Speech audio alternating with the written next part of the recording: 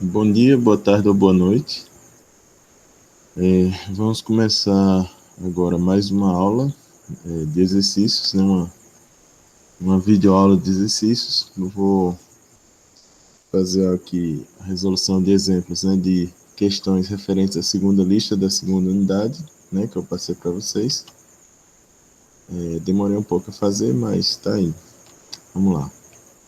Então, eu preparei esses slides aqui para facilitar a apresentação. Então, tá aqui, né, o título bem direitinho. Eu, é, eu coloquei algumas questões, né? Alguns itens, né, de cada questão. Então aqui começa a questão 1, né? Então a questão 1 é uma questão de limite, né, usando as propriedades. Então basta a gente substituir, porque a gente não vai ter, né, nessa primeira questão nenhum problema, né, em relação à indeterminação. Então coloquei itens apenas de substituição. Então vocês vão pegar e substituir o valor do ponto, né, aqui, lá na função. Então, vai substituir a variável, né, da função aqui, pelo valor do ponto. Então, a função é 36x² mais 12x mais 1, né, no ponto x igual a 7. Então, eu quero calcular esse limite aqui. Então, quando a gente substituir, a gente vai obter 36 vezes 7 ao quadrado, mais 12 vezes 7, mais 1, né? Aí agora é só fazer a conta. 7 ao quadrado, 49, né?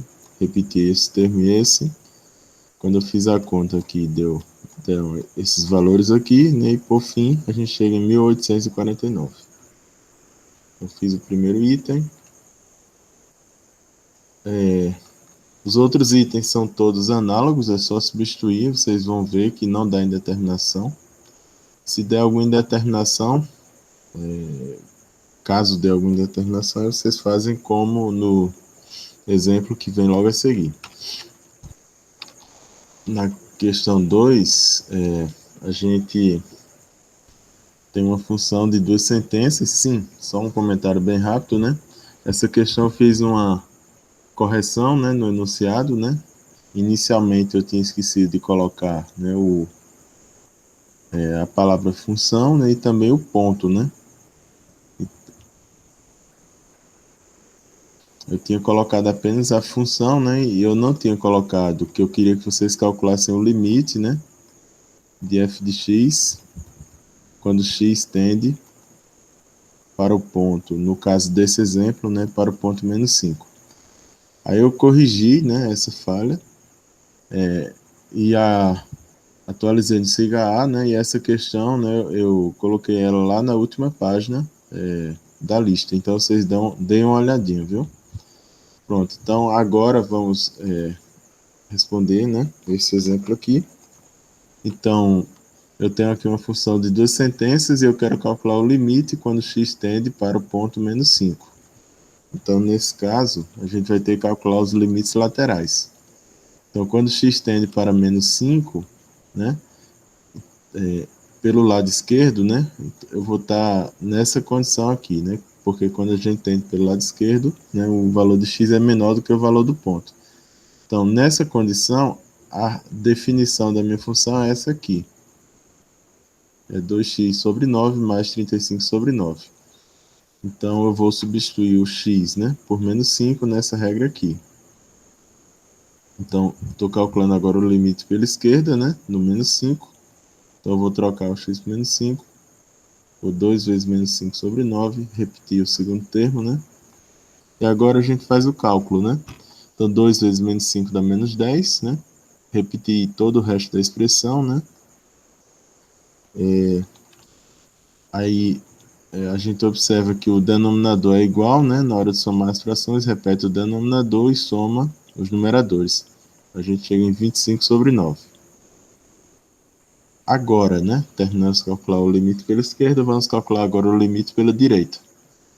No limite pela direita, a gente vai observar o seguinte, que a gente está nessa condição, né? E se está nessa condição, a função vai ser calculada através dessa expressão. 13x menos 13x sobre 4 mais 29 sobre 2. Então, calculando agora o limite pela direita, né? Substituir o valor de x por menos 5. Fiz esse cálculo aqui, deu 65, repeti todo o resto, né, da expressão.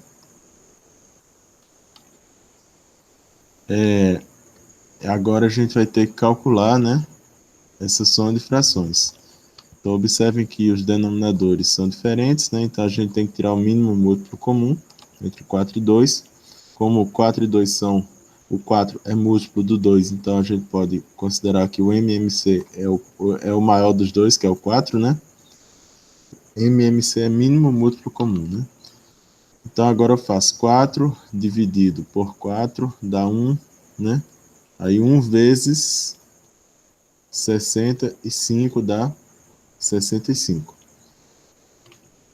4 dividido por 2 dá 2, aí 2 vezes, né?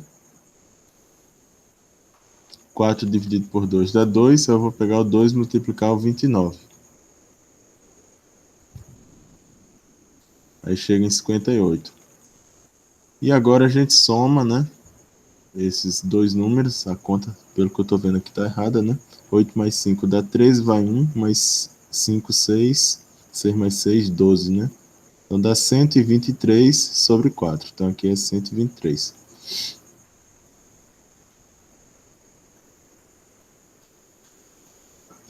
Pronto. Então observem, né, que os valores deram diferentes, né? A gente chegou no limite pela esquerda. A gente chegou no 25 sobre 9. E no limite pela direita, a gente chega em 123 sobre 4, né? São valores diferentes. Esse aqui dá aproximadamente pertinho, né, de 3, né? Dá 2, alguma coisa. Vou fazer a conta aqui rapidinho no programa. 25 sobre 9 dá 2,77. Vou botar aproximadamente 2,8. E 123 sobre 4 dá um número bem maior, né? 123 sobre 4 dá maior do que 60.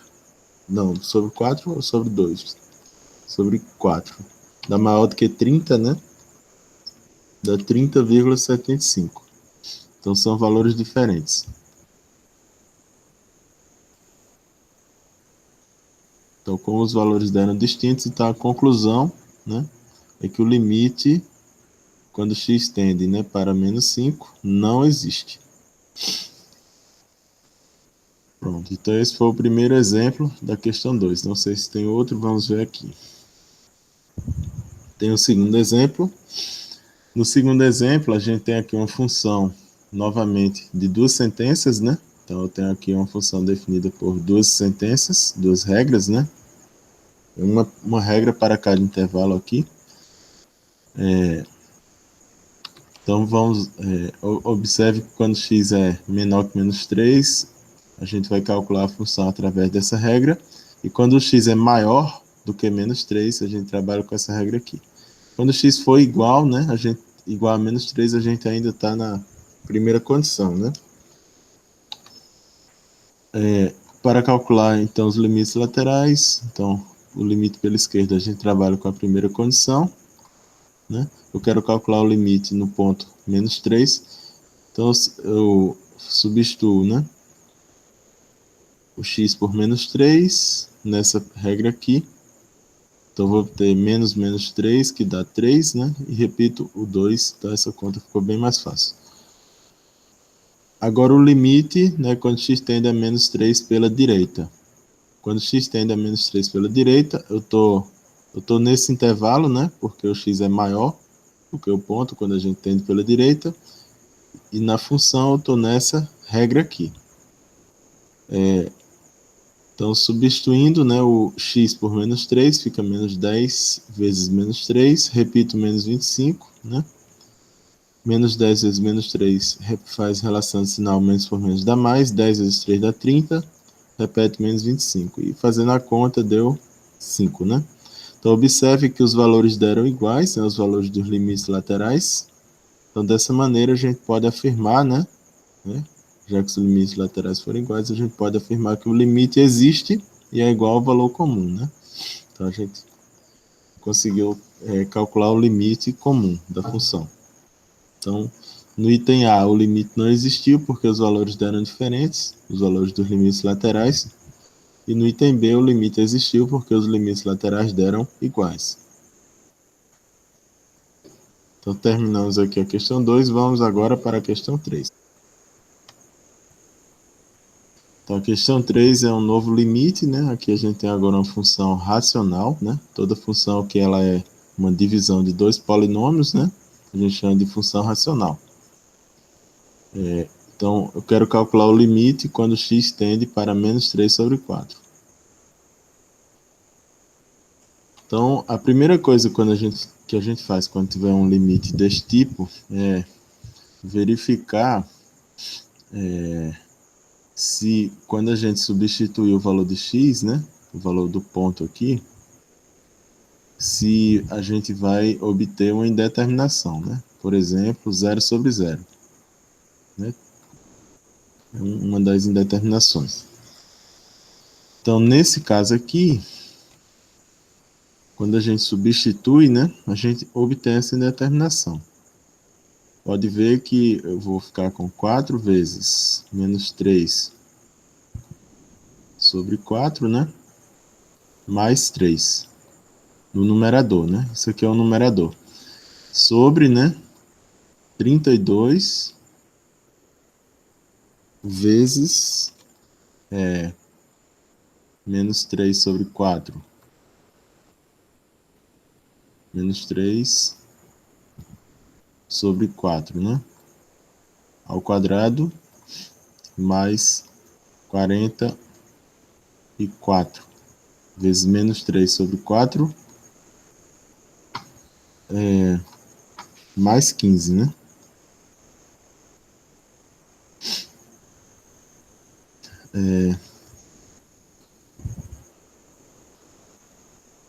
Copiar, não, eu vou copiar usando isso aqui.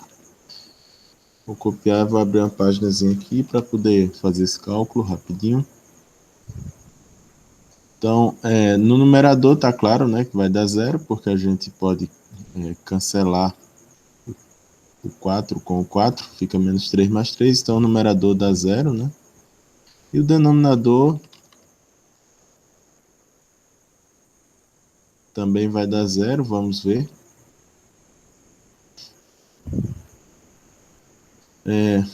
4 ao quadrado é 16, né? Então, eu vou ter aqui 32 que multiplica 3 ao quadrado, que é 9, né? Sobre 16. Como está ao quadrado, fica positivo, né? Mais 44 sobre, aqui é 4, né?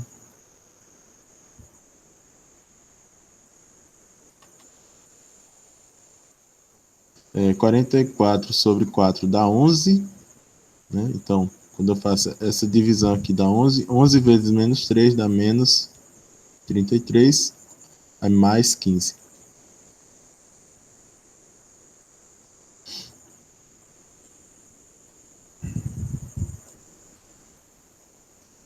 Aí, 32 dividido por 16 dá 2. Então, essa divisão aqui dá 2. 2 vezes 9 dá 18. E 18 mais 15 dá 33. Então, vai dar exatamente 0 sobre 0, né? Estou indo um pouco rápido aqui, mas vocês podem fazer com mais calma em casa as contas. Então, eu vou apagar esse slide aqui. Página. Pronto. Então, já está explicado, né, que deu 0 sobre 0. Então, a gente, para poder calcular o limite, a gente precisa eliminar a indeterminação. Então, tem várias formas para eliminar a indeterminação. Então, uma das maneiras que a gente pode fazer é a gente fatorar, né, o denominador, já que no denominador a gente tem um trinômio de segundo grau. Então a gente tem a fórmula de Bhaskara, né, para fatorar. Então eu repeti aqui o numerador, né, e no denominador vou fatorar. Então eu reescrevi, né, meu denominador como o produto de seus dois fatores. Aí observe, né, que um dos fatores vai se cancelar, né, com o numerador, então a gente vai ficar com 1 sobre 8x mais 5. Aí agora, quando a gente substituir, não tem mais nenhum problema, né? Porque não zera mais embaixo, não zera mais em cima, então é só fazer a conta. Então quando eu substituir aqui o x no denominador, né, tá aqui, aí quando eu faço a conta dá 8 dividido por 4 dá 2, né? Então fica 2 vezes menos 3, que dá menos 6. E repetir o 5. E menos 6 mais 5 dá menos 1. Então ficou 1 dividido por menos 1, que no final deu menos 1. Então aqui eu coloquei um pouco resumido para a gente poder concluir, né, o limite. Mas no próximo slide eu coloquei aqui o processo de fatoração, né? Então como é que eu fiz para fatorar esse denominador? Então coloquei aqui. Então, tem, como eu falei para vocês, tem várias formas. Então, a gente poderia, por exemplo, uma vez que a gente conhece uma raiz do denominador, né? Todo número que zera o denominador, ele é um zero da função, né? Então, ele vai definir um dos fatores, pelo menos, né? Pelo menos um dos fatores do trinômio, né? Da expressão quadrática, né? Que no caso é esse aqui, né? Então, o x igual a menos 4, assim, se eu fizer aqui o x igual a menos 3 quartos, né? E eu colocar tudo para o primeiro membro, eu vou ficar com x mais 3 quartos, né? Igual a zero. Se eu multiplicar isso pelo 4, né? Pelo denominador aqui, para poder me livrar da fração, eu vou obter exatamente esse primeiro fator, 4x mais 3, né? Igual a zero, né? Então, observe que um dos fatores, né? Ele é definido, né? Pelo ponto ao qual o x está tendendo no limite, né? Então, vamos ver aqui uma outra maneira, né? Da gente fazer. Sim, antes disso, como é que eu farei para encontrar o segundo termo, né? Eu poderia fazer uma divisão de polinômios. Seria uma forma de fazer. Então, não está aqui no slide, mas eu vou fazer aqui para vocês. Então, nova página. Então, já que eu conheço uma que é 4x mais 3, né? Não necessariamente pode ser o 4x mais 3. Poderia ser o x mais 3 quartos, né? Então, eu vou dividir meu polinômio 32x ao quadrado mais 44x mais 15. Eu vou dividir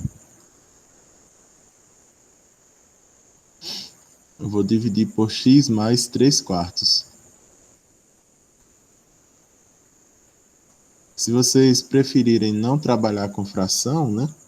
É uma possibilidade, vocês podem multiplicar por 4. Eu acho até mais adequado, né? Aí ficaria 4x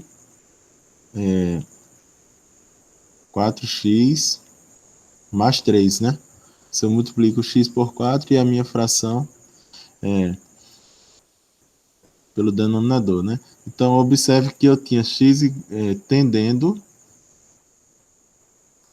eu tinha aqui o x tendendo para menos 3 quartos. Eu transformei isso numa equação, né? X igual a menos 3 quartos. Passei tudo para o primeiro lado, ficou x mais 3 quartos, igual a zero. E por fim eu me livrei do denominador aqui, né? Multiplicando por 4. Me livrei da fração, na verdade, Aí eu fiquei com 4x, né? Mais 3 igual a zero. Então, eu estou dividindo, no lugar de dividir, né? No lugar de dividir por essa aqui, eu vou dividir por essa expressão, porque as contas vão ficar mais fáceis de trabalhar. Então, 4x mais 3. Então, como é que eu divido polinômios? Então, eu pego aqui o meu termo de grau mais alto, né? Meu termo dominante aqui no polinômio, né? E divido pelo termo de grau mais alto aqui no divisor. Então, eu vou obter aqui 32 dividido por 4 dá 8, né? X ao quadrado dividido para x dá x. Então, ficou 8x. Então, esse 8x aqui, eu vou multiplicar por cada... deixa eu reescrever aqui para ficar... Então, eu obtive 8x. Então, esse 8x eu vou multiplicar por cada um dos termos, né? Do meu divisor. Então, 8x vezes 3 dá 24x, né? Dá 24x. Então, eu coloco 24x. Então, aqui eu coloco com o sinal trocado, porque depois, quando eu somar, né? É uma maneira de fazer essa, é a gente colocar com o sinal trocado. Se quiserem colocar com o mesmo sinal, aí depois vocês vão ter que, no lugar de somar, vocês vão ter que subtrair. É a mesma coisa. Eu vou colocar com o sinal trocado. 8x vezes 3 dá 24x, né? Então eu troco o sinal, fica menos 24x. E 8x vezes 4x dá o mesmo 32, né? X ao quadrado. Aí eu trocando o sinal fica menos 32x ao quadrado. Aí agora a gente vai somar, né? Então a gente vai somar essas expressões aqui. Então eu vou cancelar aqui, né? Porque são opostos. Quando eu somo esse termo de grau 1, né, com esse termo de grau 1, vai dar 20x, né? Dá 20x. E o 15 é o termo constante, não tem com quem somar, então o único jeito é repetir, né? Então ficou 20x mais 15. Aí agora eu pego o termo de grau mais alto aqui, que é o 20x, e divido pelo termo de grau mais alto aqui, que é o 4x. Então vai dar 5, né? Dá 20 dividido por 4 dá 5. X dividido para x dá 1. Então ficaria 5 vezes 1, né? 5 vezes 1, que é 5. Então não vou colocar. Deixa só o 5. Aí 5 vezes 3 dá 15. Eu troco o sinal, fica menos 15. E 5 vezes 4x dá 20x, né? Eu troco o sinal, fica menos 20x. Quando eu somar, então vai zerar aqui, vai zerar aqui. Então, obtive zero. Então, quando o resto dá zero, né, é porque a divisão é exata. Aí a gente pode agora reescrever o polinômio original aqui como sendo o produto desses dois, né? Se o resto desse alguma expressão não nula, a gente ia fazer o polinômio original igual ao produto do divisor pelo quociente somado com o resto, né? O resto era exatamente isso aqui. É exatamente isso aqui, né? E se tivesse sido diferente de zero, seria a expressão obtida, né? Então eu vou reescrever agora, né, meu polinômio original.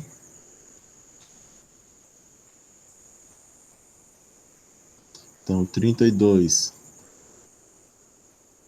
x ao quadrado mais 44x. Então, mais 44 x mais 15, né? Igual a 4x mais 3 vezes 8x mais 5. Igual a 4x mais 3 vezes 8x mais 5, né? Pronto, então era o que a gente queria, né? Era fatorar o nosso polinômio. Está fatorado, é uma fórmula. Observe que foi exatamente o que eu obtive aqui. Agora vamos ver a outra maneira que eu fiz no slide. Então aqui no slide eu usei a fórmula de Bhaskara, né? Então a gente precisa calcular o discriminante, né? Que é o delta. Os delta deu bem bonitinho aqui, deu 16, né? Vocês já estão expert, né, em calcular o delta, né?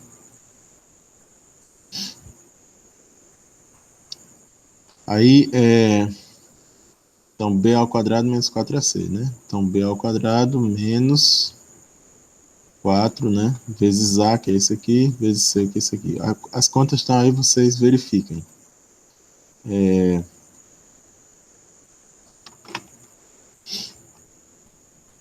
Então, esse é o delta.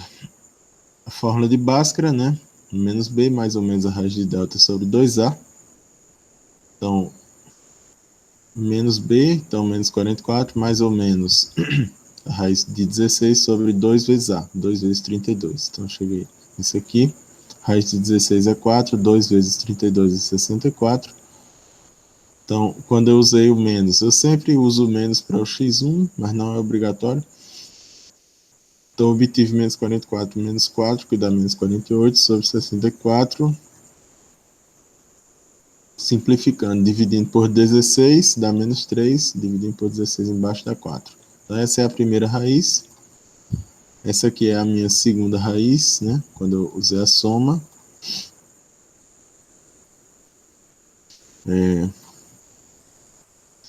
Aí, pessoal, a fórmula que a gente usa é essa aqui, ó. Todo trinômio de segundo grau, né? Ele é igual a que multiplica x menos x1, que multiplica x menos x2, onde x1 e x2 são as raízes, né? E a é o coeficiente angular da curva, né? É o termo que acompanha o x ao quadrado. Então, não esquecer desse a, né? Porque senão fica errado. Pronto, então, o a é 32, né? Então, 32 vezes x menos uma das raízes, que no caso é x1, que é menos 3 quartos. Então, x menos, né? Menos 3 quartos, vezes, né? X menos a outra raiz, que deu menos 5 oitavos. Agora é só a gente simplificar um pouco a expressão, se quiser, né? Observe que menos por menos é mais, né? Aqui eu também fiz a relação de sinal. Aí agora eu fiz o seguinte: 32, né? Dividido. 32 é 4 vezes 8, né? 4 que multiplica 8.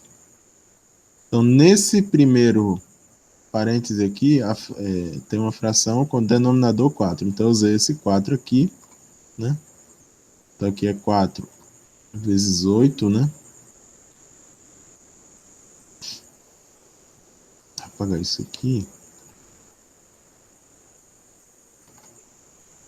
Então, eu usei esse 4 aqui para essa fração, né? E usei esse 8 aqui para esse parêntese. Então, usei o 4 para esse primeiro parêntese e usei o 8 para o segundo parêntese. Então, 4 vezes x, né? 4 vezes x dá 4x, né? E 4 vezes 3 dá 12, 12 sobre 4 dá 3. Então eu errei aqui. Então eu vou refazer a conta aqui, pessoal. Vamos lá.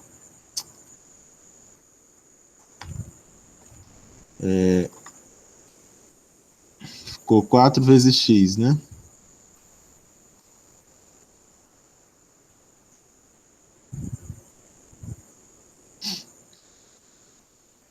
Então ficou 4 vezes 8, né?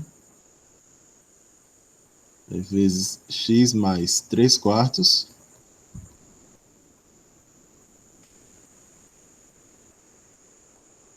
Vezes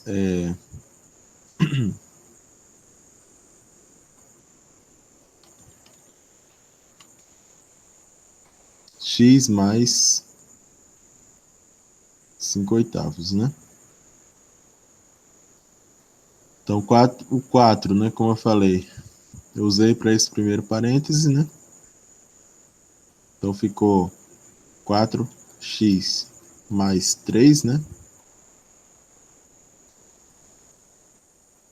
E o 8 eu usei para o segundo parêntese. Então, ficou 8x, né, mais 5. Né, porque na segunda parcela cancela o 8 com 8, né? Então, a gente vai ficar com 8x mais 5. Que era exatamente o que eu tinha obtido aqui, ó. Cadê? 4x mais 3, né? E 8x mais 5, né? Pronto. Então eu errei só digitação, né, no slide, mas eu vou ver se eu corrijo antes de colocar para vocês. Se eu por acaso esquecer de corrigir, né, vocês vão ver que tem uma falhazinha aqui, né? Mas eu vou tentar corrigir. No caso aqui, cadê? Aqui, né? Tem uma falhazinha aqui. Pronto. Então terminamos a questão 3. Aí a questão 4 eu não fiz exemplo, porque a ideia é a mesma da questão 3. Vocês fazem do mesmo jeito. Questão 5 agora, viu, pessoal? Então, a questão 5 é uma questão, né, que trabalha limite de função trigonométrica, mas é um limite bem simples, né? Então, no caso aqui, eu vou apenas utilizar a continuidade das funções trigonométricas no ponto dado. E como vocês sabem, né? A função ela é contínua se e somente se o limite da função for igual ao valor da função no ponto, né? Então aqui eu tenho a função cosseno. Se a minha função cosseno ela for cosseno de uma expressão aqui que é uma função afim, né? Então é uma função composta. Eu tenho o cosseno de uma função afim. Um cosseno de uma f de x, digamos. Onde essa f de x é essa função aqui, né? Mas para misturar as coisas, digamos que aqui é uma g, né? G de x. Então eu tenho que a minha f de x, né? Ela é o cosseno de uma g de x, né? Porque eu já estou usando f aqui, né? Eu já estou usando f para cosseno. Pronto. Então vou apagar aqui para não ficar bagunçado. Então vamos lá. Então, ó, aqui tem um erro de digitação, não é cosseno de x. É toda essa função aqui. Então a minha função não é f, não é isso aqui. Então essa expressão aqui eu tenho que corrigir por f de x igual a cosseno de 5x menos 5π sobre 2. Então, pronto. Então, com essa escrita, né, aí o texto fica correto. Então, a função f de x igual ao cosseno de 5x menos 5π sobre 2 é contínua em a igual a 5π sobre 4. Então, sabendo disso, né, podemos calcular o limite da função substituindo a variável x, né, pelo número a igual a 5π sobre 4. Pronto, isso é exatamente, né, eu estou aplicando exatamente o conceito de continuidade, né? O conceito de continuidade, ele afirma o quê? Ele afirma que o limite de uma função, né, quando x tende para um certo ponto, é igual ao valor da função naquele ponto. É a terceira condição, né? Em outras palavras, significa que o limite pode ser calculado substituindo a variável x, né, pelo ponto que é dado, né?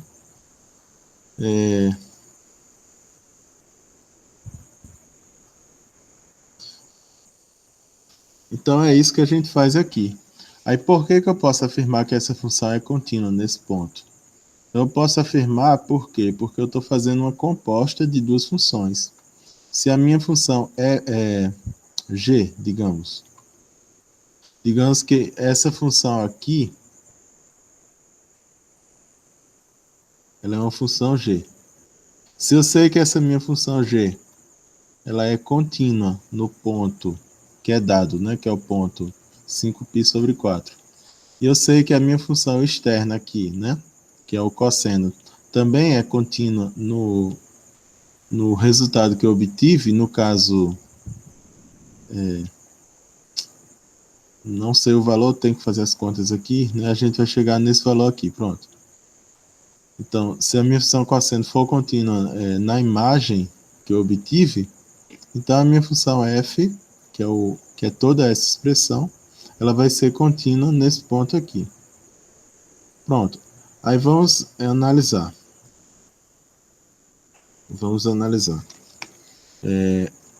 Eu posso afirmar que a minha função g, que é essa função interna aqui do parênteses, ela é contínua no 5π sobre 4? Bem, podemos, né? Por quê? Porque é um polinômio. O que está dentro do parênteses aqui é um polinômio. Todo polinômio é uma função contínua, né? Em todos os números reais. 5π sobre 4 é um número real, né? Além disso, a minha função cosseno, ela vai ser contínua no resultado, na imagem desse valor de x pela função g? Vai, né? Por quê? Porque a minha função contínua, ela não tem nenhum... Errei. Minha função cosseno não tem nenhuma restrição no domínio, né? Então, eu posso calcular a função cosseno em qualquer número real. Então, pronto. Então, nenhuma preocupação em relação a isso. Agora, né, resta apenas a gente calcular, substituir x, né, e calcular o valor aqui. Então, vamos lá. Substituindo x, né, por 5π sobre 4, a gente obtém cosseno, né, de 5 vezes 5π sobre 4. Repete o 5π sobre 2 aqui e o menos, né? E agora é só fazer conta. 5 vezes 5 dá 25, então ficou 25π. Repetiu o menos, repetiu 5π sobre 2, repetiu o denominador aqui da primeira fração. Aí agora é soma de frações, né? Então, 25π sobre 4 menos 5π sobre 2. Repito o cosseno, né? Então, eu coloco com o mesmo denominador. No caso, quando tirar o mínimo, o múltiplo comum vai dar o 4, né? Porque 2 e 4, o 4 é múltiplo do 2, né? Então, eu pego o maior dos dois.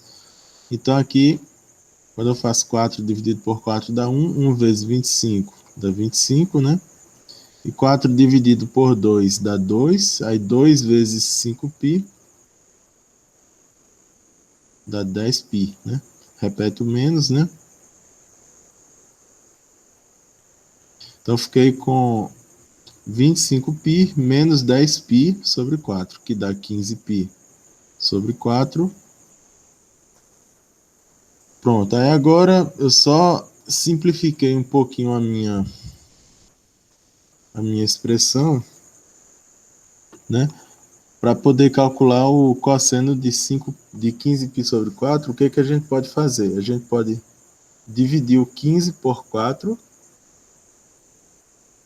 Quando divide 15 por 4 dá 3. 3 vezes 4 dá 12. 12 para 15 faltam 3, então restou 3. Então eu troco o meu 15π por 3π. Por que eu posso fazer isso? Porque eu posso escrever 15π, né, como sendo esse produto aqui, que dá 12, né? 12π, mais 3π, né?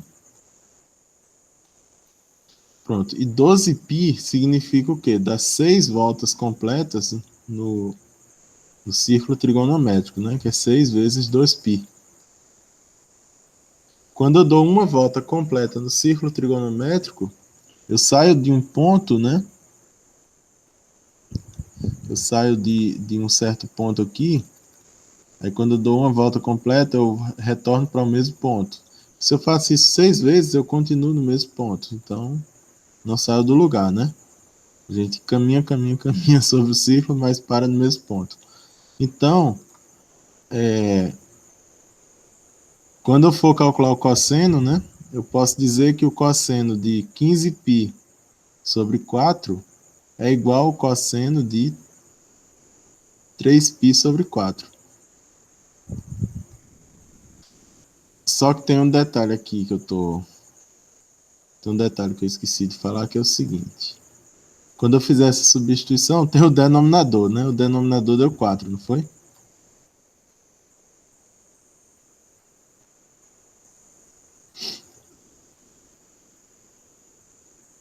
Então ficou 12π sobre 4.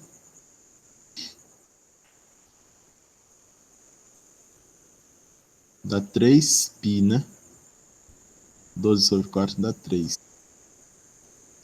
Então, eu quero explicar para vocês, né, essa última igualdade aqui, né? Por que que isso aqui é verdade, ou melhor, eu quero verificar se isso aqui é verdade, né? Eu, eu quero fazer os detalhes aqui para ver se isso está correto ou não, viu? Se não tiver correto, eu vou corrigir.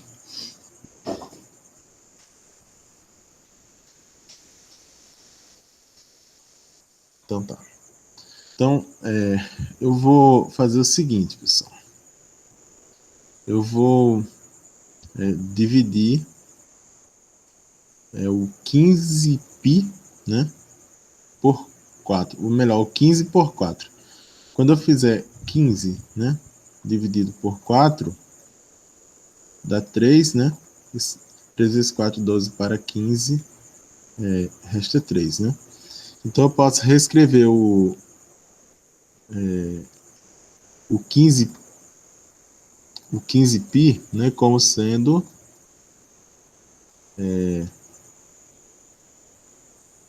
esse produto aqui que dá 12, né?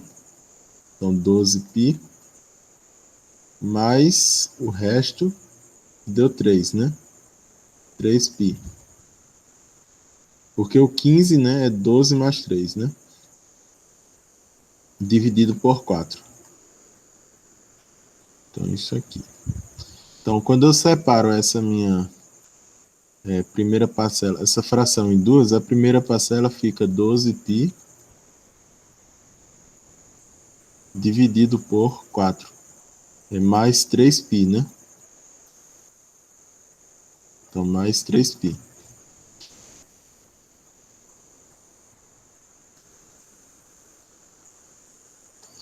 É 12 dividido por 4 dá 3, então eu fiquei com 3π. Mais, aqui é 3π sobre 4. 3π mais 3π sobre 4. Adicionar uma página. Aí fiquei com 3π, né? 3π significa dar 2 voltas completas sobre o círculo.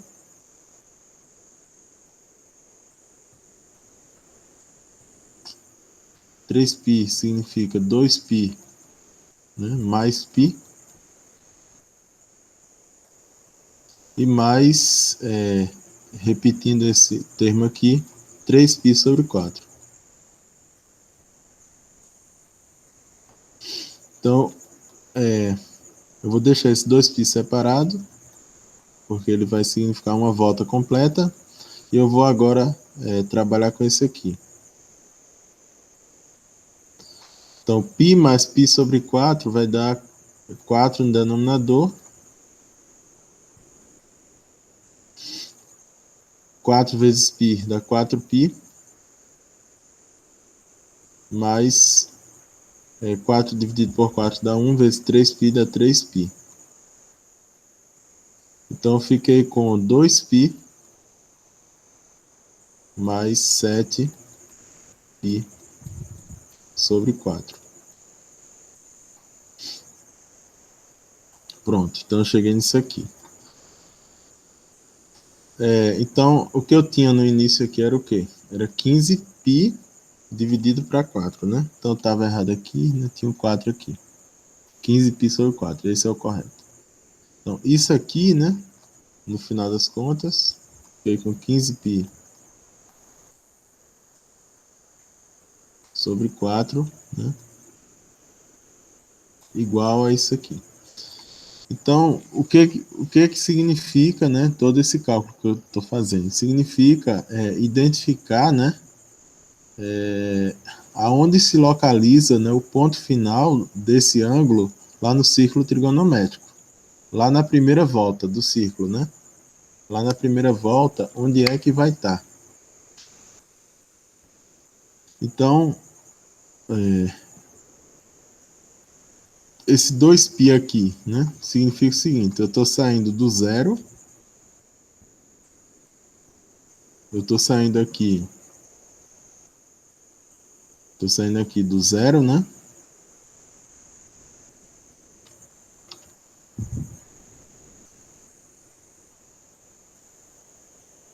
Do zero. Aí eu dou uma volta completa, né?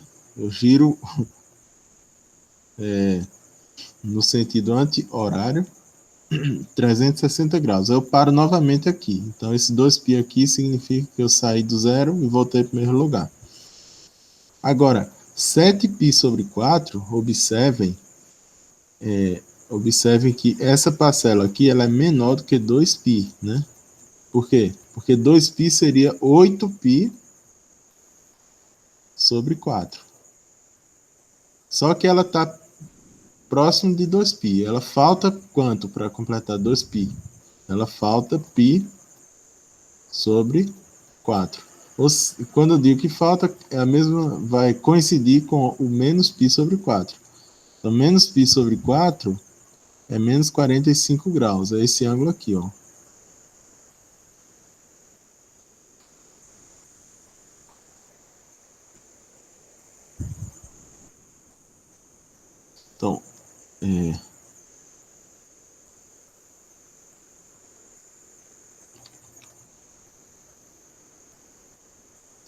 Então, o menos π sobre 4 é o seguinte. Significa que eu saio daqui, né? Quando eu divido, né? Π não é 180? Quando eu divido π por 2 dá 90 graus, né? Dá 90. Aí quando eu divido 90 por 2 dá exatamente o π sobre 4, né? Eu estou dividindo π sobre 2 por 2, aí dá π sobre 4. Então, se eu giro no sentido anti-horário, é esse ângulo aqui que é positivo, e se eu giro no sentido horário, é esse ângulo aqui que é negativo, né? Então, isso aqui seria o menos π sobre 4. Que coincide, né, com o 7π sobre 4. Né? Na hora de representar no círculo, todos os dois são representados por esse ponto aqui. Pronto, então, estava errado o valor que eu tinha colocado aqui. Aqui não é para ser 3, é para ser 7, né? É para ser 7π sobre 4. No entanto, isso vai influenciar também no resultado. Aqui vai ficar mais raiz de 2 sobre 2, né? Porque raiz de 2 sobre 2 é o cosseno de 45, né? Que, no caso, né, como o ângulo está no quarto quadrante, né, é a projeção no eixo x que eu quero, né? Que é o cosseno. Então, vai ficar positivo, já que o zero é aqui, né? Aqui é o 1 e aqui é menos 1. Então, se o ponto está no primeiro quadrante, ou no quarto quadrante, né, o valor do cosseno é positivo. Então, por isso que ficou mais, né, raiz de 2 sobre 2. Então, é isso aí. Então, terminei aqui esse primeiro exemplo, né? Então, vamos para o próximo. Então, eu vou apagar essas páginas aqui.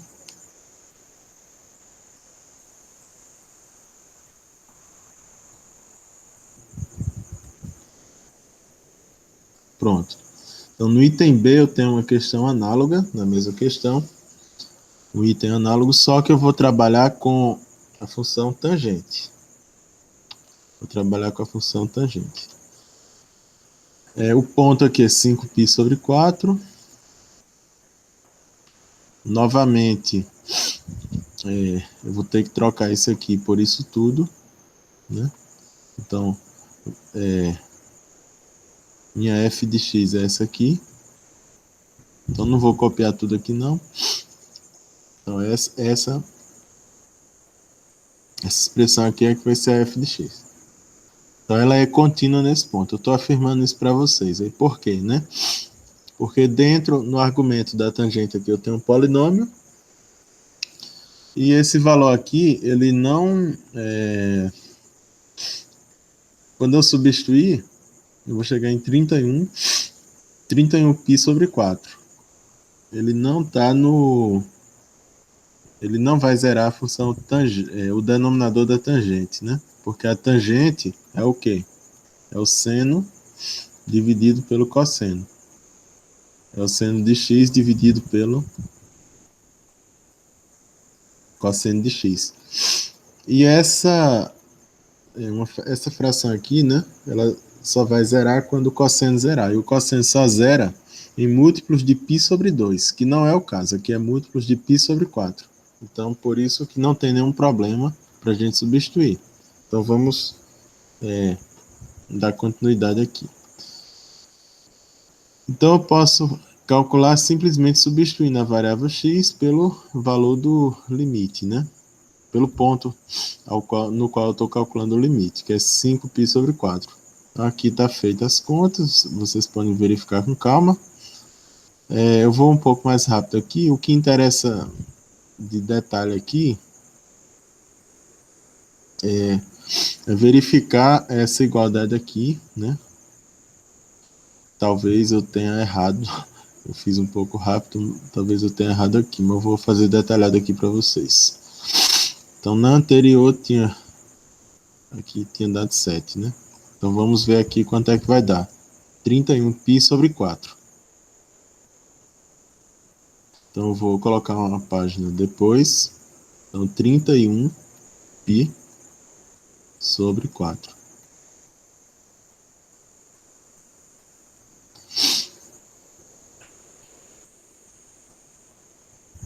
Eu vou fazer daquele mesmo jeito. Eu vou dividir 31 dividido por 4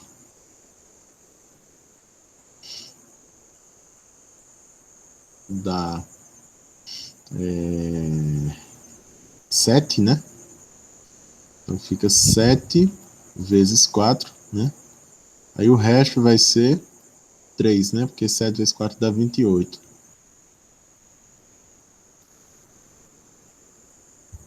Tô fazendo de cabeça aqui, mas não tem nenhuma dificuldade.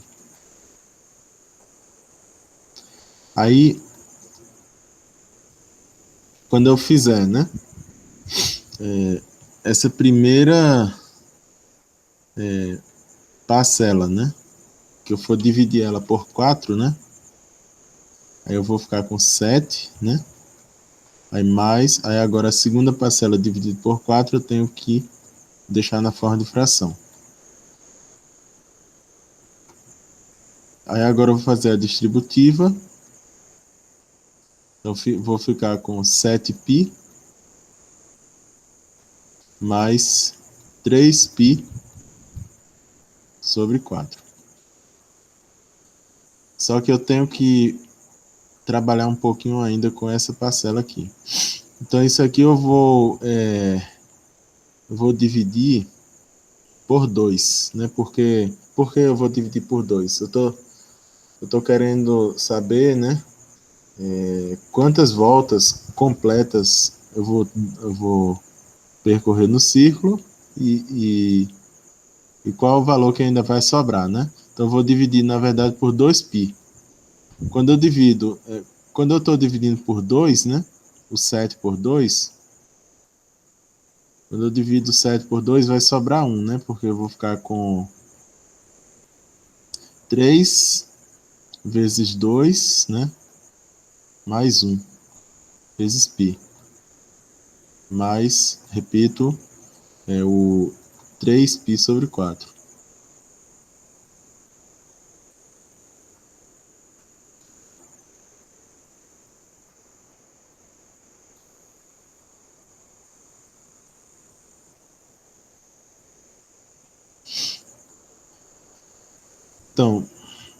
Então esse aqui vai ficar da seguinte maneira. Quando eu fizer a distributiva, né?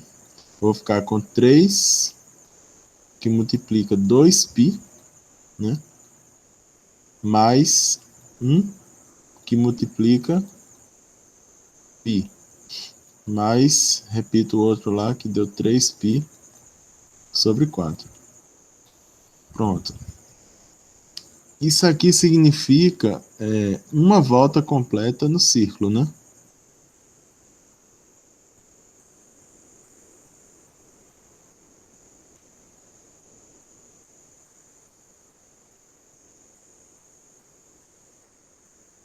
Uma volta completa no círculo.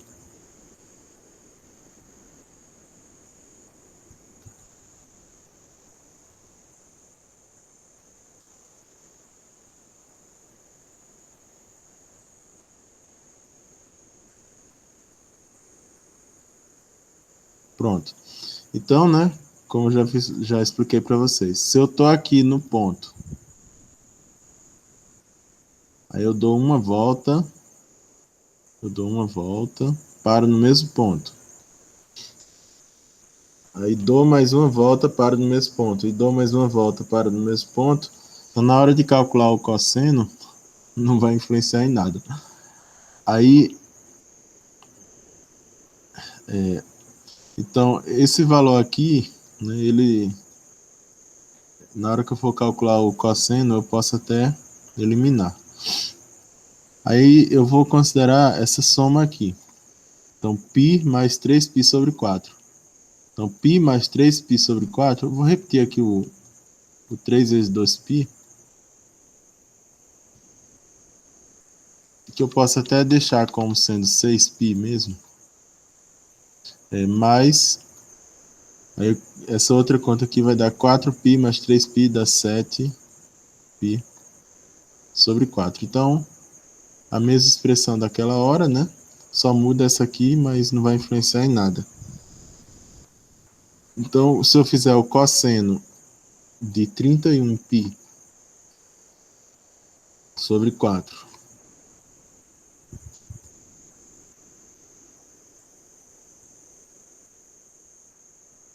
vai ficar igual, né, ao cosseno dessa expressão. Só que esse ponto todinho aqui, né, na hora de representar no círculo, ele vai coincidir com o 7π sobre 4. Então, eu posso colocar como igual a cosseno de 7π sobre 4. Pronto, e esse aqui, né, ele coincide com menos π sobre 4, que é o mesmo que a gente fez na questão anterior. Então vai ficar raiz quadrada de 2 sobre 2.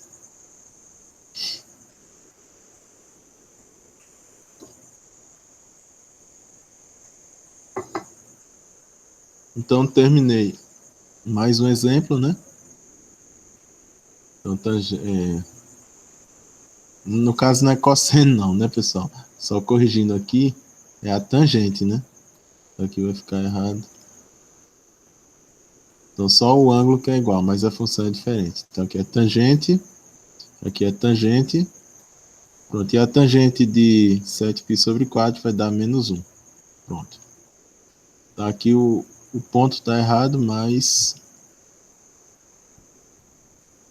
o valor está correto. Então, é 7π sobre 4. Pronto, isso aqui está correto. Na hora de representar no círculo, os dois ângulos, né, eles iam estar na mesma reta. Eles estariam nessa mesma reta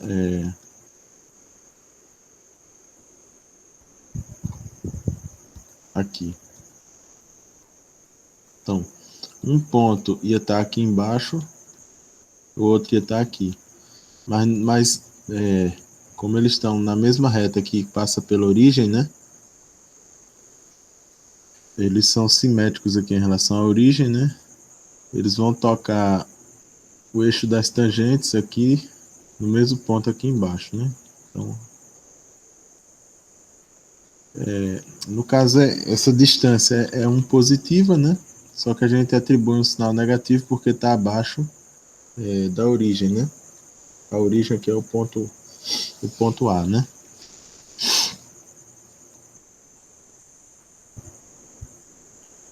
Pronto, então dando continuidade, né? Terminei esse aqui. Aí tem mais um exemplo, que é agora da cossecante. Então, a cossecante, novamente, né?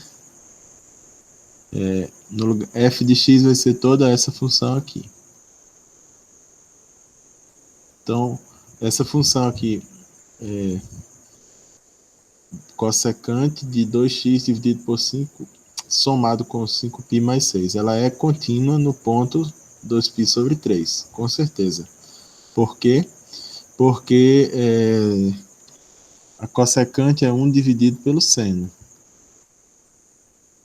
É 1 dividido pelo seno. E o seno só se anula em múltiplos de π, né? Múltiplos de π.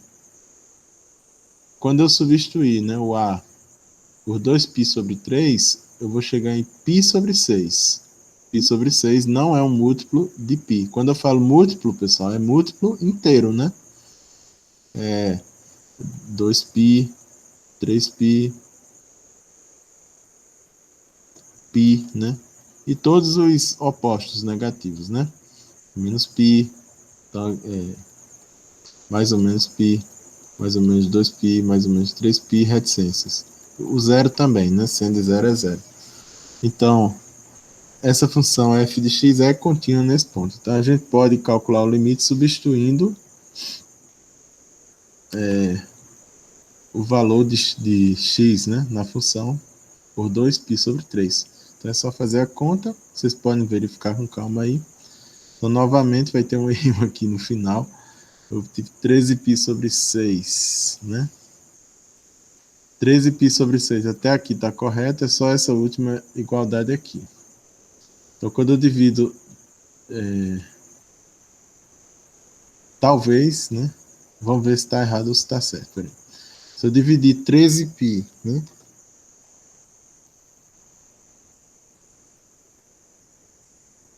Se eu dividir 13π por 6, né? Como é que fica? Vai ficar 12π, né? Mais π sobre 6, né? Então, 12π sobre 6 dá 2π. Pronto, e o π sobre 6, eu repito. Então, tá correto. Tá tudo certinho aqui. Então, porque isso aqui é uma volta completa, né? Uma volta completa no círculo. Então, eu saio do zero, dou uma volta completa, né? Eu saio aqui do zero, do ângulo zero, né?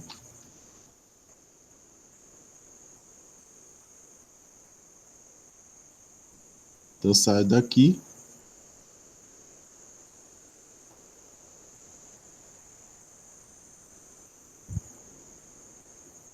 Aí eu dou uma volta completa no círculo, paro novamente aqui, aí eu tenho que somar ainda π sobre 6. Então, π sobre 2 é 90 graus, né? Então, π sobre 6 é mais ou menos aqui, que é 30 graus, né? Pronto, então, o que falta agora é só calcular, né, a cossecante de π sobre 6. Como eu falei para vocês, a cossecante é 1 dividido pelo seno, né? Aí o seno de π sobre 6 é o seno de 30, que é 1 sobre 2. Aí aqui eu fiz a divisão de frações. 1 dividido por 1 sobre 2 dá 2. Né? Repete a primeira e multiplica pelo inverso da segunda. Então vai dar 2. Pronto. Então, terminei a questão. Questão não, o item C, né? Aqui eu fiz vários itens na questão 5. Agora tem uma questão relacionada à raiz, limite envolvendo raízes, né? Tá, aqui está correto. A função f de x, né? Ela vai ser contínua nesse ponto. Eu estou afirmando que é contínua. Aí eu preciso de Q para justificar que essa função f é contínua no ponto a igual a menos a igual a 3 dividido para 5. Eu preciso que o valor de a, que é 3/5, esteja no domínio dessa função. E realmente está. Quando eu substituir, não vai dar um número negativo, né? E a raiz quadrada, ela só tem problema, né? Quando o seu argumento for um número negativo, né? Então, não, nos números reais, né? Que é o caso da gente aqui. Aí, a gente pode calcular simplesmente substituindo. Então, quando substituir o x, né, por 3/5, então vai dar essa conta aqui. Cancelo 5 com 5, fica 3 mais 5, que dá 8. Então, eu paro aqui, né, no raiz quadrada de 8. Se quiser continuar, simplificar o 8, né, como sendo 2 ao cubo, e simplificar, né, ainda mais, aí fica a critério de vocês. Ficaria 2 raiz de 2, né? Mas fazendo até aqui já tá bom. Terminei esse item, vamos para o próximo. Então, novamente, um novo item que envolve uma raiz enésima. No caso, é uma raiz cúbica, né? Tá aqui, tá errado, né? Só na hora de... Eu esqueci de trocar aqui a função. Então, essa é a minha função f de x. Então, a função f de x ela vai ser contínua nesse ponto aqui, né, que é o menos 6 sobre 35. Eu posso afirmar isso sem medo de errar, porque aqui o único erro de digitação é que o índice é raiz cúbica, né? Então eu posso afirmar isso sem medo de errar, por quê? Porque a raiz cúbica, o domínio é todos os reais, então não tem nenhum problema. Então a raiz cúbica, o gráfico dela é algo assim, né? Então, passando aqui pela origem, né? Então não tem nenhum problema. Então qualquer número que eu colocar aqui, se for uma raiz, né, com índice ímpar, a gente pode calcular substituindo. Agora, se for um número par, claro, né, que o argumento aqui interessa, né? O argumento é uma função afim, né? Função de primeiro grau. Então, é um polinômio, né? Então, sendo polinômio no argumento da raiz, não tem nenhum problema. Agora, se fosse uma raiz quadrada, aí a gente teria que se preocupar com os valores negativos, né? Dentro da raiz. Então, vamos lá. Então, substituindo, né? Por menos 6 sobre 35, observe que primeiro eu fiz aqui o produto, né, no numerador, deu menos 42. Aí depois eu simplifiquei por 7, né, porque 42 é 7 vezes 6 e 35 é 7 vezes 5. Então fiquei com menos 6/5 mais 5. Aí agora é só somar as frações. Eu obtive aqui raiz cúbica de 19 sobre 5. Eu terminei a questão 5, né, finalmente. Agora vamos para a questão 6. Então, a questão 6 é uma questão que envolve exponencial. Então, novamente, né, vamos trabalhar com continuidade. A função exponencial ela é contínua em todo o seu domínio, né? Além disso, o expoente aqui é uma função afim, é uma função de primeiro grau. Então, por isso que eu posso afirmar que vai ser contínua. em todos os reais. No caso, né, em particular, vai ser contínua no ponto A igual a menos 4. Então, a gente pode fazer a mesma estratégia. Calcular o limite substituindo a variável x pelo ponto ao qual eu estou calculando o limite, que é o A igual a menos 4. Então, substitui, né? Aí ficou exponencial de 6 vezes menos 4 mais 6. 6 vezes menos 4 dá menos 24. Menos 24 mais 6 dá menos 18. Esse Ezinho, pessoal, é aquele 2,7. Vou até colocar aqui. Rapidinho aqui.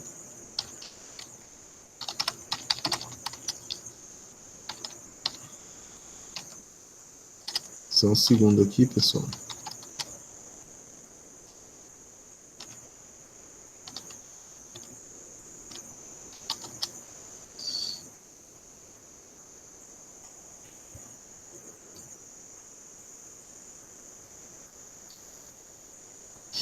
Então, é esse número aqui. 2,718281, esse número aí. O que importa é que se eu aproximar aqui, né, para duas casas decimais após a vírgula, vou ter 2,72, né, aproximadamente. Então, o gráfico é assim. Então, como toda exponencial, ela passa pelo 1. Não exatamente essa, né? Eu estou falando da exponencial de x, né? Então, essa outra aqui, ela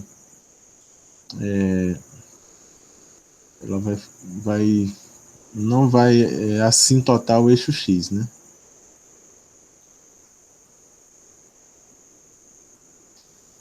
Então, a exponencial, pessoal, ela não faz curva não, viu? Ela não faz uma curva parabólica não. Ela tem um gráfico desse tipo aqui, então ela vai ter o eixo x como assíntota, ou seja, quanto mais para a esquerda, né, o x avançar, ou seja, se o x tender para menos infinito, o gráfico vai se aproximar do eixo x, né? Deixa eu só refazer aqui para o gráfico ficar mais parecido, né? Pronto. Essa exponencial e elevado a x é a exponencial natural, é a função exponencial de base natural. Essa base e, né, que é a função exponencial de Euler, né? Esse número é o número de Euler, que também é conhecido com essa base também é conhecida como base. Não, deixa assim mesmo. É o número de Euler, pronto. Está relacionado, né, a função inversa dela é a função log natural, logaritmo natural, que é o ln de x, né? Log natural, analogamente, né, a qualquer função inversa da exponencial, ela é a função logarítmica de x na base e, onde é esse mesmo número aqui. Então isso não é L, é o número E, né?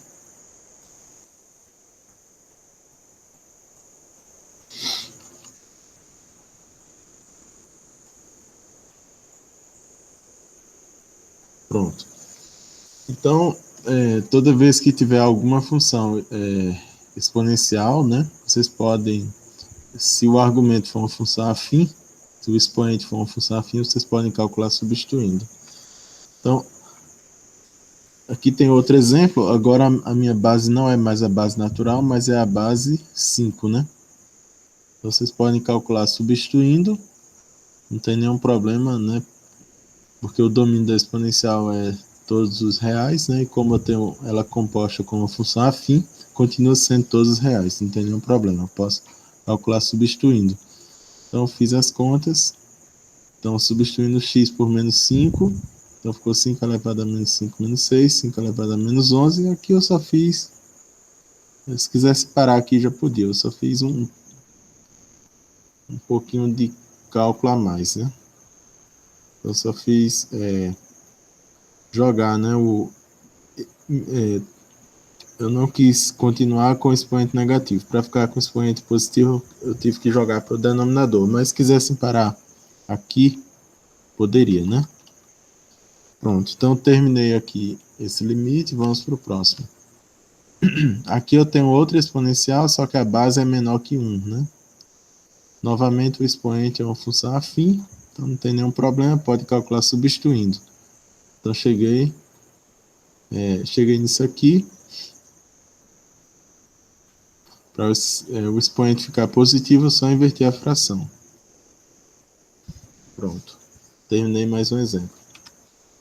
Vamos agora para a questão 7. A questão 7 agora a gente vai trabalhar com logaritmos, né? Tá, aqui a gente tem que ter um pouco de cuidado com o domínio, né? O domínio tem que ser, né, o domínio do logaritmo, aqui é o logaritmo natural, mas pode ser qualquer logaritmo, tem que ser de 0 até mais infinito. Então o zero não faz parte do domínio, né? Aqui é intervalo aberto. E os números negativos também não fazem parte do domínio, né? Então os domínios é só os números positivos. Então tem que ter esse cuidado. Então, eu tive esse cuidado na hora de elaborar a questão. Vocês vão ver que se quando vocês substituírem der um número negativo, vai estar errado o enunciado da questão. Eu acredito que todos os itens eu tive esse cuidado para o argumento aqui, quando eu substituir o x, né, ficar positivo. Então vamos ver. Trocando x por 1, né, a gente vai chegar em 16. Então, beleza. Então ficou ln de 16. Antes disso, eu estou afirmando que essa função é contínua. Realmente é. Por quê? Porque o logaritmo é contínuo em todo o seu domínio, que, como eu já falei, é 0 mais infinito. Além disso, né, essa função, né, afim aqui, ela também é uma função contínua, né, em todos os reais. Então, se quando eu substituir eu obtiver um número positivo, então a gente pode afirmar que o valor do limite é esse valor que eu obtive. Se eu tivesse obtido 0, né, se eu tivesse obtido 0 e não 16, aí ia dar menos infinito. No caso do ln, por quê? Porque o ln ele é o log na base E.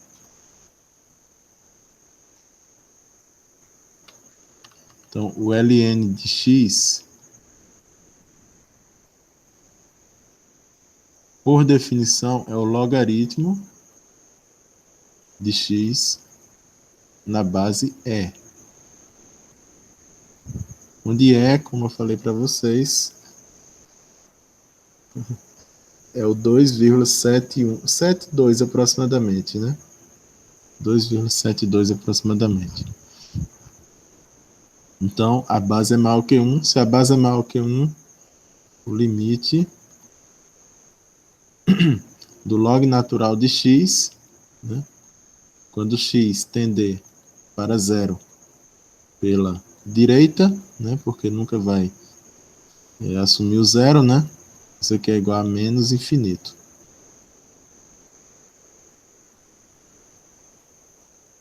Mas no caso em questão, né, não é o limite no 0, é o limite no 1. Então, eu substituí o x por 1, ficou 8 mais 8 dá 16. Então, ficou o ln de 16. Podem parar aqui, se quiserem fazer mais conta, aí vocês fazem o seguinte. O 16 é o 2 elevado a 4, né? Aí vocês podem usar a propriedade de potência. O 4 ele vai multiplicar o ln. Ele fica 4 vezes o ln de 2. Pronto, poderiam fazer isso. Além do que está feito aí. Então, terminei esse item. Vamos para o próximo. Então, novamente, eu tenho um logaritmo, só que agora não é a base natural, é a base 3.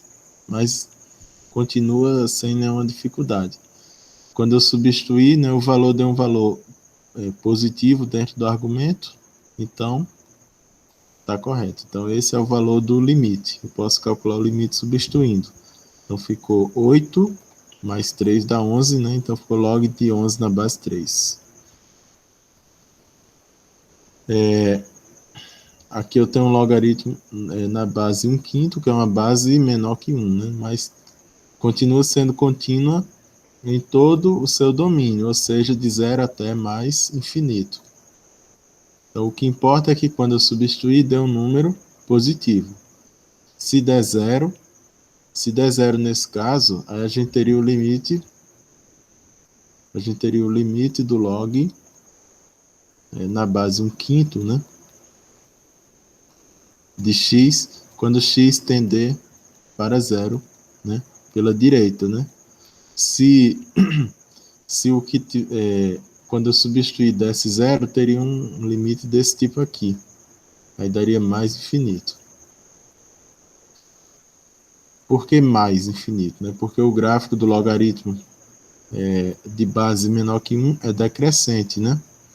Então o gráfico é isso aqui, ó. Então se o x está tendendo para zero, né? Se o x tende para zero pela direita, meu y está tendendo para mais infinito. Né? A função ela vai se aproximando do eixo y. Nessa parte aqui. Quanto mais perto o x estiver do zero, mais o gráfico vai estar perto do eixo y. Então, o que eu queria era isso aqui. Então, está feito. Se quiserem trabalhar mais, o que vocês poderiam fazer era usar a propriedade de logaritmo, né? Vocês podem observar que 46. Peraí, só um segundo. Log na base 1/5, né? 46 vocês podem fatorar, né? Dá 2 vezes 23. Mas não vai mudar muita coisa, não. Aí ficaria log de 1/5. Desculpa. Log na base 1/5 de 2 mais log na base 1/5 de 23. Então, se quisessem calcular, vocês usariam uma calculadora aí. Se quisessem calcular esses valores aí. Então, terminei esse exemplo. Então, vamos para 8, né? Questão 8 é uma questão de teorema de sanduíche. Então, eu tenho aqui uma função, um limite, né? Um limite da função x ao cubo vezes seno de 1 sobre x, quando x tende para zero. Se eu não me engano, lá na lista de vocês, no lugar de 1 sobre x é x, é só x, mas é a mesma coisa. Pode fazer do mesmo jeito. Só trocando 1 sobre x por x, né? Observe aqui que a gente tem uma potência com expoente ímpar, multiplicando o seno de 1 sobre x. Então, a gente começa da seguinte forma, observando que a função seno ela é limitada entre 1, né, por cima e menos 1 por baixo, né? Então, a gente começa escrevendo essa dupla desigualdade. Depois, para a gente poder obter a função da gente, que é x ao cubo seno de 1 sobre x, vai ter que multiplicar por x ao cubo. Só que tem um problema, né? Como a potência é ímpar, vai manter o sinal, né? Se eu multiplico por x, né? Porque o x está tendendo para zero. Se eu multiplicar por x ao cubo, e o x for negativo, x ao cubo continua negativo, né? É o que eu estou querendo dizer é isso. Se o x for negativo, x ao cubo continua negativo.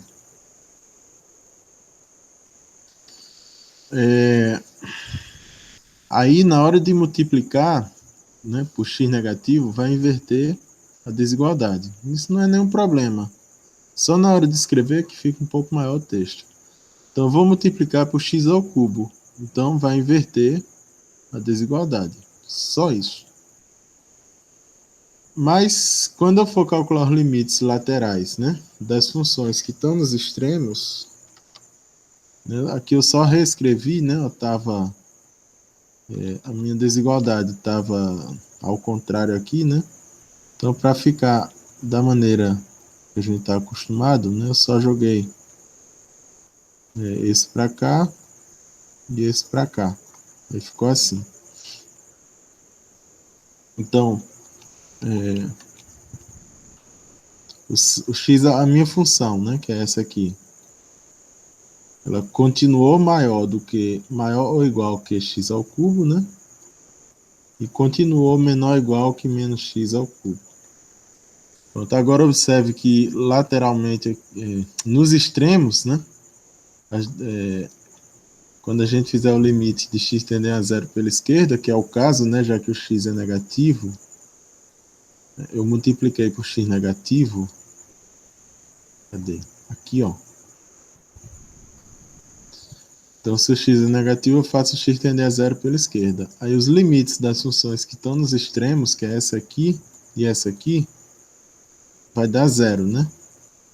Então, já que deram os dois iguais a zero, então eu posso concluir que a função que está aqui no meio, né, pelo teorema de sanduíche, então esse limite da função que está no meio vai dar zero. Então, limite pela esquerda. Agora, o limite pela direita. Então, para calcular o limite pela direita, eu multiplico por x positivo. Aí vai manter, né? Vai manter as desigualdades. No lugar de inverter, vai manter. Então, só isso. Mas a ideia é a mesma. A função que está aqui no extremo, as duas, né? Elas vão tender para zero, né? Então, a função que está no meio aqui, ela vai tender para zero também. Então, o limite pela direita também deu zero. Então, já que os dois limites laterais, né, deram iguais a zero, então eu posso concluir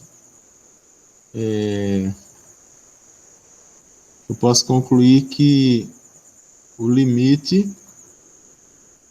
da função x ao cubo vezes o seno de 1 sobre x, quando meu x tender para zero, né, vai ficar igual a zero. Então, a próxima questão, agora eu tenho uma potência com expoente par. Então, toda vez que eu tenho uma potência com expoente par, quando eu multiplicar a minha função, a minha desigualdade aqui, né, por essa potência com expoente par, vai manter a desigualdade. Então, aqui está errado. Vai manter. Então, aqui vai ficar assim, viu, pessoal?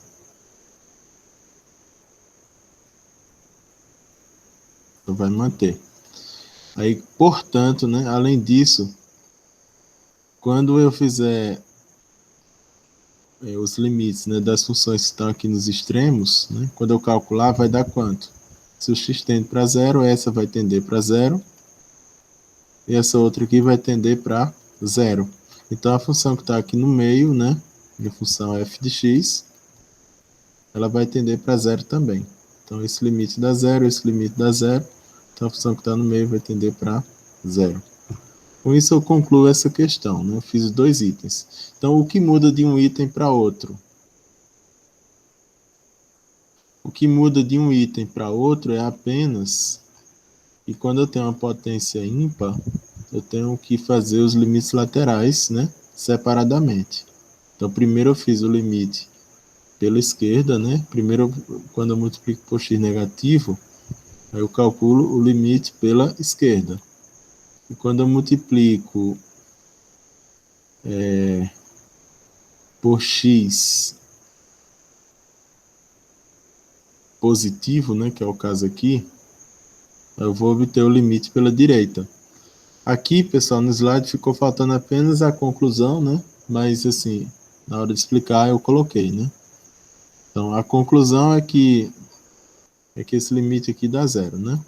Então, os dois limites laterais deram iguais a zero, então o limite comum vai dar zero. Pronto, e na segunda questão, o que é que mudou? Com a potência par, né? Aqui, então o trabalho é menor. Eu só vou precisar multiplicar uma vez, né? Então eu já vou poder calcular direto. Novamente aqui é maior e maior, né? Porque vai preservar a desigualdade, já que eu estou multiplicando, não é por x ao cubo. É por x à sexta. Estou multiplicando por x à sexta, né? Porque aqui é x à sexta.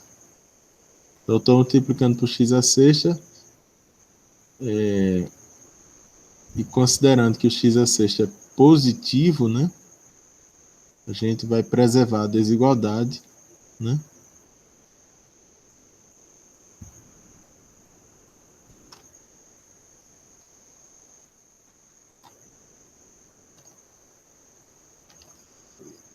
Assim que fica melhor.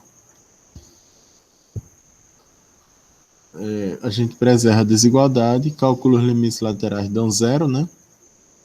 E, portanto, o limite comum vai dar, da função que está no meio, vai dar igual, né? Vai dar zero. Pronto. Então, última questão é a questão 9. A questão 9 é uma questão para verificar se a função é contínua no ponto dado. Então, eu tenho aqui uma função f de duas sentenças. Então, para verificar se ela é contínua no ponto dado, eu tenho que verificar as três condições. Se uma falhar, ela não é contínua. A primeira condição é se ela está definida no ponto. Então, o ponto a igual a 6 está no domínio da função? Tá, porque tem a igualdade aqui, ó. Então, a primeira condição satisfeita. Agora, a segunda. O limite existe quando eu faço x tender para o ponto 6, né? Que é o ponto a igual a 6. Essa é uma pergunta. Então, vamos ver. Então, toda vez que eu tenho uma função de duas sentenças, eu quero calcular o limite exatamente nesse ponto aqui, né? Que é o ponto que vai definir aqui as duas sentenças, né? De um lado vai ser uma sentença, do outro lado é outra sentença, então a gente tem que calcular os limites laterais. Então, o limite pela esquerda, eu vou considerar que o x é menor que 6. Se o x é menor que 6, eu estou na primeira condição. Então, eu vou trabalhar com essa regra aqui. Então, eu vou trocar o x por 6 nessa primeira regra. Então, vai ficar 3 vezes 6, 18 sobre 4. Aí mais 25 sobre 4. Então, juntando na sua fração, ficou 18 mais 25, que dá 43, 43 sobre 4. Então, beleza. Agora, quando eu for fazer o limite pela direita, que é o caso aqui, eu considero que o x é maior que 6. Eu estou na de baixo. Então, eu estou nessa regra aqui. Então, ficou menos 12 mais 8. Quando eu substituir o x por 6, ficou menos 2 vezes 6, dá menos 12. Menos 12 mais 8 dá menos 4. Então, os valores deram diferentes, né? Porque aqui dá aproximadamente... dá 10, alguma coisa. 10, eu sou ruim de conta, acho que dá 75, né? 43 sobre 4. 10,75. Então, como deu diferente, então o limite não existe. Se o limite não existe, a conclusão é que a função não é contínua. Então, a conclusão aqui, f não é contínua no ponto dado, né?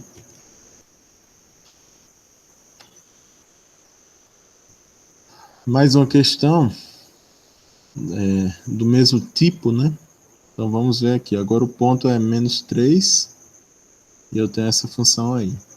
Então, primeiro, como eu tenho a igualdade aqui, né? Então, ela está definida no a igual a menos 3. Então, aqui, satisfeito. Agora, a segunda condição é calcular o limite, né? Então, eu vou calcular os limites laterais. Então, limite pela esquerda, eu vou trabalhar com essa regra aqui, né? Porque eu estou nessa condição. Então, eu vou obter o x tende a menos 3. Então, fica menos 3 sobre 5, né? Trocando x aqui por menos 3, mais 18 sobre 5. 18 menos 3 dá 15, né? Então, 15 sobre 5 dá 3. E o limite agora pela direita. Então, eu vou estar nessa condição. Portanto, eu vou usar essa regra aqui. Então, se eu troco o x por menos 3, fica menos 3, que dá 3. repito, né, a outra fração. Então, ficou 3 mais 3 sobre 2, já que os denominadores são iguais. Dá 6 sobre 2 dá 3. Deram iguais, né, pessoal? Então, os limites o limite vai existir, vai ser esse valor.